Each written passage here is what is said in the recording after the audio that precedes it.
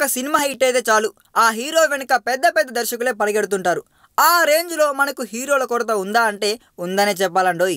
సంవత్సరానికి 140 సినిమాలు వస్తున్నప్పుడు అందులో కేవలం 10 మాత్రమే స్టార్ హీరోలవి, మరో 5 చిన్న చిన్న స్టార్లవి. సో మిగతా సినిమాలన్నింటికి హీరోలు కావాల్సిందే కదండి. అదంతా పక్కనెట్టేస్తే ఇప్పుడు 6 ప్యాక్ హీరో కళ్యాణ్ రామ్ గురించి మాట్లాడుకుందాం.